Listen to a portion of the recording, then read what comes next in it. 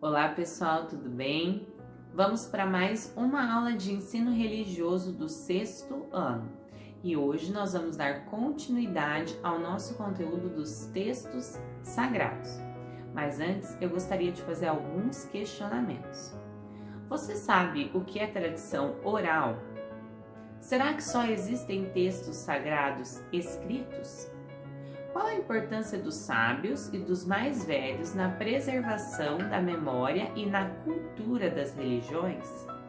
Isso é o que nós vamos tentar responder na aula de hoje.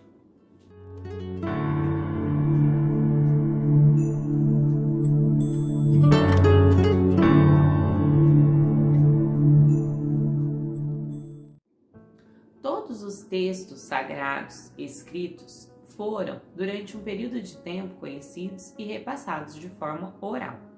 A tradição oral é uma das mais antigas formas de se produzir e transmitir conhecimento. Desde a origem da humanidade, tribos, povos, civilizações vêm contando a própria história e a de seus ancestrais.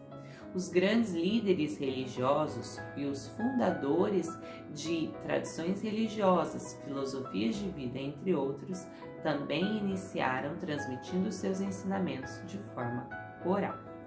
Sabemos que Jesus Cristo nunca escreveu nada. Seus ensinamentos eram transmitidos oralmente e foram repassados por meio da tradição oral até serem escritos 3 séculos depois de sua morte no Novo Testamento. Buda, Siddhartha Gautama, não deixou nenhum texto escrito. Os seus ensinamentos foram transmitidos também de forma oral e posteriormente coletados e transcritos por seus seguidores.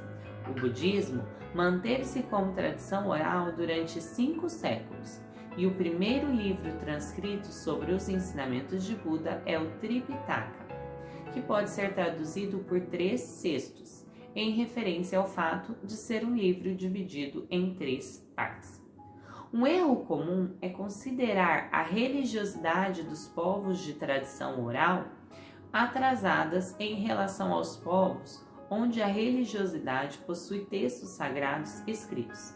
Até porque, se os textos sagrados hoje são transcritos, em algum momento eles foram transmitidos de forma oral, e todos têm o seu valor e a sua importância.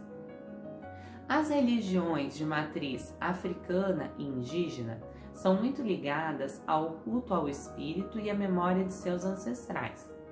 No candomblé, a crença de orixás e espíritos de seus antepassados marca a vinda dos africanos escravizados para o Brasil.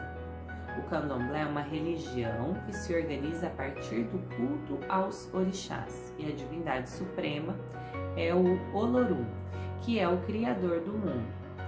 Na África existem os griotes, que são anciãos, contadores de história e protetores das tradições e dos ensinamentos passados de geração em geração. Eles são respeitados como histórias vivas e herdeiros da sabedoria dos seus antepassados. São os responsáveis pela preservação da cultura e da religiosidade do seu povo. Os povos ciganos possuem uma cultura e uma religiosidade fortemente ligada à tradição oral. São conhecidos como nômades, por terem vivido e ainda viverem em acampamentos, mudando de cidade em cidade. O idioma dos povos ciganos é o romani e não é uma linguagem escrita, ou seja, é uma linguagem ágrafa, não tem escrita, somente fala. No Japão, o respeito à ancestralidade e aos anciãos é tão forte que há um feriado em respeito aos idosos, o Keiro no Hi. Agora nós vamos retomar o que nós vimos até agora. Então, os textos sagrados foram originalmente transmitidos e conhecidos de forma oral. Os povos africanos, indígenas e ciganos são exemplos de religiosidade que são mantidos através da oralidade. Por isso, nessas culturas é muito importante o papel dos mais velhos, os anciãos, pois são eles que contam as histórias dos antepassados, os ancestrais, mantendo vivas a história e a cultura. E nas religiões do Candomblé e do Umbanda, embora sejam ambas religiões de matriz africana, elas têm diferenças entre si. Espero que vocês tenham gostado dessa aula e eu aguardo vocês aqui para o nosso próximo vídeo. Um beijo, fiquem com Deus e até o próximo vídeo. Tchau, tchau!